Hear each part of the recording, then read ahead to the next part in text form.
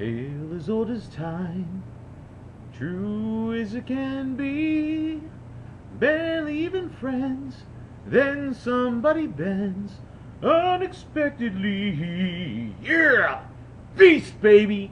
You like that, Eduardo? I know you do. I love that movie. Anyway, hey. This video is for the March 26th fight between Dmitry Pirog and Javier Maciel.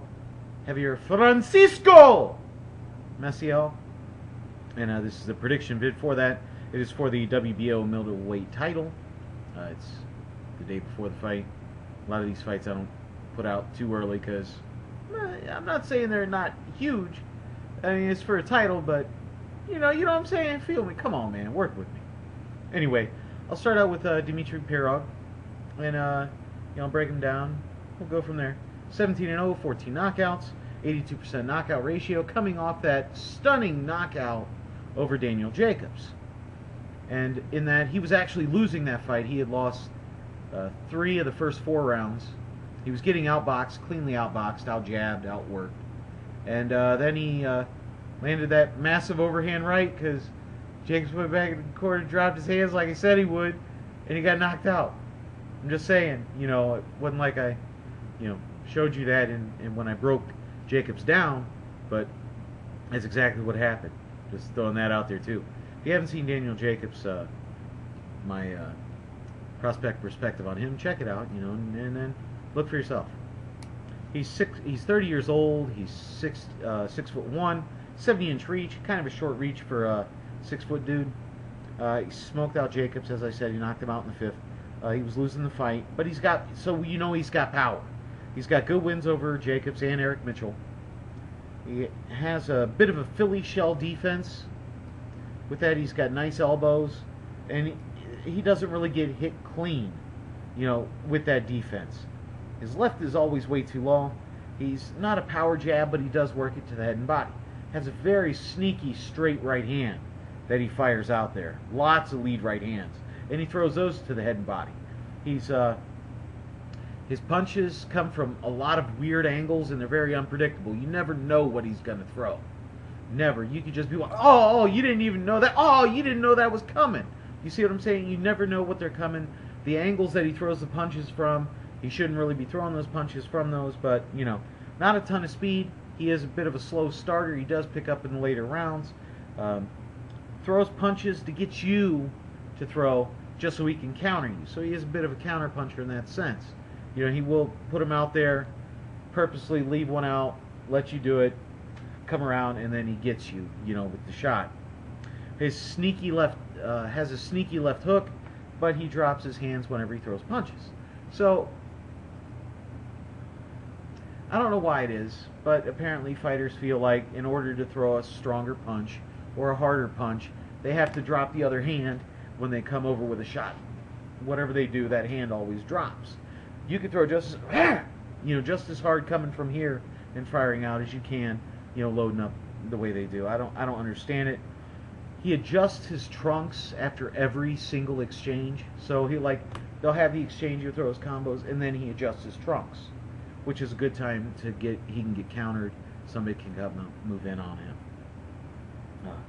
But I mean, he's a good fighter. I'm not by no means saying he's not a good fighter. He's a pretty good fighter. I don't think he's number 4 in the world in the middleweight division. But if he is, then that gap between 1 and 4, Sergio Martinez and 4, is tremendous. Moving over to Javier Maciel, he's 26 years old. He's 18-1-0 with 12 knockouts for about a 63% knockout ratio. His one loss, he got knocked out by a dude at the time was 6-1, who is now 9-7. So that doesn't look good on his record. 8 of his 18 fights have been to fighters with losing or even records, 500 records. Not good. No real big names on there. He knocked out Vega and Alvariti, but they're nothing really special there. And they had 11 knockouts combined between both of them. So he really hasn't fought a power puncher or somebody with power. All his ring experience is not against really seasoned guys or guys that have had a lot of fights. He's got good speed. His left is low. It gets lower as it goes on, and if he gets aggressive, as he does, his hands tend to drop even more. He's got decent movement with his body, moving around. Does go straight back way too much. He's open for a lot of punches when he does this. He's drops his hands when he throws his punches, and he's not fast to recover when he really loads up on a punch. And he's especially easy to be countered when he throws that left hook, because when that left hook goes out, it stays out, comes around, comes back up, and then here. So when he throws the left hook, he's very open for the right hand. He does work the body, throws the uppercuts, but the biggest problem that he has is he doesn't throw combos. Watch his fights. I defy you. Tell me where he threw a 5-punch or 6-punch combo.